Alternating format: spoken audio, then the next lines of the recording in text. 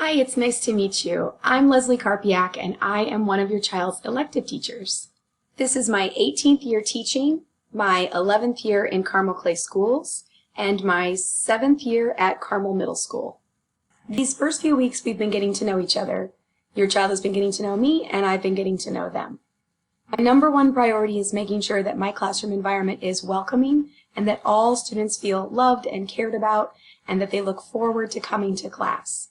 Then we can focus on the content. Speaking of content, what is Digital Learning 1? Well, don't tell my other classes, but it's my favorite class to teach. In Digital Learning 1, we're focusing on establishing a positive digital footprint and developing responsible digital citizens. We focus on three major topics, the first being digital footprint, the idea of everything online you do is permanent and it leaves a trace, and it's everything that can be found out there about you online and how that affects your reputation. Also protecting your privacy, what is safe and not safe to share, and being careful with what you put out there, as well as trends in technology. We also look at keyboarding skills, how to identify and avoid online scams and schemes like phishing, how to evaluate a website and determine whether it's trustworthy or not. We also talk about strong passwords and online security, and we cover topics with copyright and fair use. But really we focus on helping students build and maintain that positive digital footprint and the idea that future employers and college admissions are going to look them up online. And we want to make sure that they think before they post so that online reputation really reflects the awesome person that they are. One of my favorite things about Digital Learning 1 is that kids never ask me this question: when are we ever going to use this stuff? Because the internet is part of our every single day, which is why it's so important for kids to know that what they post today can affect their tomorrow. Let's take a quick look at Canvas.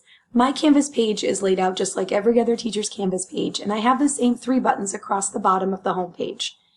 Students know that resources like EduTyping can be found on the Resources button, and you can contact me through Canvas inbox by using the Contact button. All of our work is going to be done through the Module section, whether it's an in-person day or an at-home day.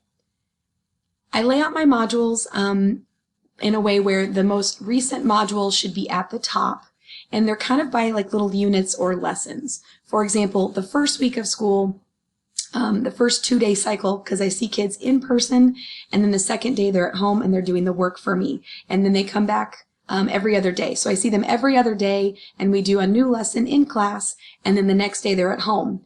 So the first 2-day cycle we did welcomed kids to class, got to know the class and the routines, and then we did EduTyping, and then the last week we did some netiquette, and then we just began this little mini unit just here recently. So the most recent module is going to be at the top, and it should have a unique name to help you know what kind of like lesson or unit we're on. Right now we're doing $1 Trillion Footprint. In person, we did this stuff, and the agenda will link to everything that they need. And then at home, this is the work that they complete. So students should be checking the agenda and then working through anything else in the module under the at-home banner. Sometimes we begin things in class, and then they know by reading the agenda that they're going to finish the work we started in class when they're at home the next day. And then so when we finish this 2-day cycle, there'll be a new unit, and it will be at the top. My students are my inspiration.